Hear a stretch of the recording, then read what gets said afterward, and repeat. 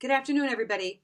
It's Friday afternoon up here in lovely sunny Minnesota, and I decided to put together a short video clip to give you some other suggestions about writing the issue reports. After this first issue report, I had a real wide gamut of papers. Some of you grasped the requirements and ran with it and provided absolutely amazing issue reports and position papers that followed the criterion from the rubrics. But some of you had quite a bit of trouble with it. And so I want to just go over again the requirements, give you some points for how to think about things perhaps a little bit differently than you have thought about them. First and foremost, in the top section of the course page, you're going to find the research and writing tools, and in there you will find an APA template. Please use that when you're writing your reports. It will help you get used to always writing reports in that format with a title page, running head, so that it formalizes your writing and bumps it to a much higher professional level. Second of all, in that top section as well, in the section called Issues in Education, Documents, and Information, I think. That's where the assignment component and rubric document is. Please run it off, print it off, be very familiar with it. But there you're going to find the detailed description of the issues report, what components have to be in it, and you'll see the rubric as well. And if you think about when you writing your report in that order, it's going to help you considerably. Next, part of what we want all of our students to do is learn how to read closely. Close reading. Close reading yields higher level critical thinking skills. That's where the goal is for this course. We want you to be able to read these issues closely so that after reading the issues and studying them, you could actually sit back in a chair and you could discuss those issues with someone else without your notes in front of you. And you could talk about, well, those people who are supporting a standardized set up core standards and a core curriculum, they're thinking these things, and this is why they support it.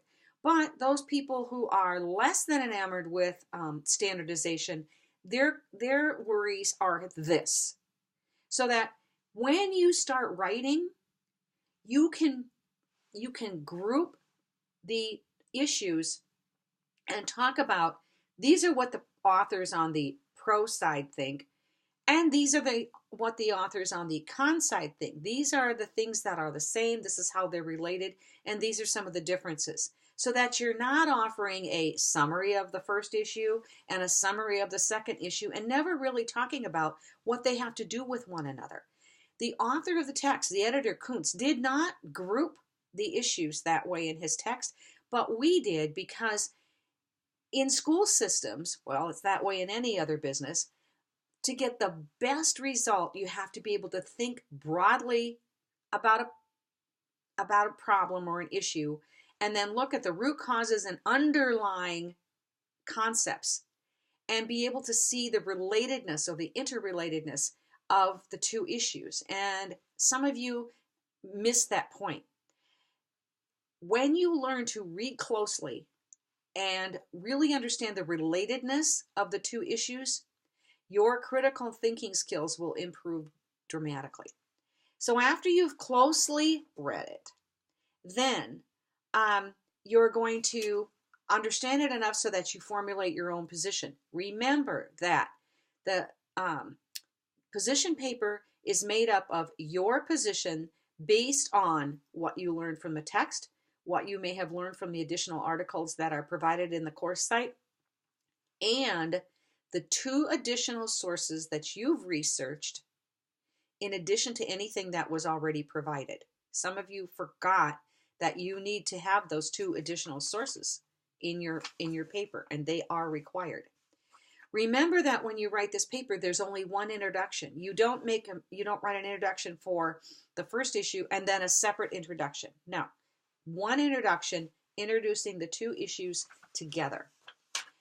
Take a look at my notes here. And remember too that just because you've read something in the Kuntz text doesn't mean that the authors haven't had their own personal biases and assumptions. And it's important that you identify those biases and assumptions so that your readers will understand that not everything that was said by this author might be valid. So it's important for you to identify those biases and assumptions and make a statement about that in that first issue report section. I wanted to recap that for you again. So be very familiar with those documents, closely read those issues so you can see the relatedness, and then try to structure your issue report and analysis, grouping them with these are what the people who are on the pro side of both of these issues, this is what they think and this is how it's related, and then do the same for the con side. You'll get a much more highly professional level paper that really shows your ability to think critically about those issues. This week I will be forming the groups for the group project, and I encourage you to start reading the text for the literature review. It's not due until the 15th, but give yourself time to read it and become familiar with the components of a literature review. I hope that you found this information helpful. Have a great weekend.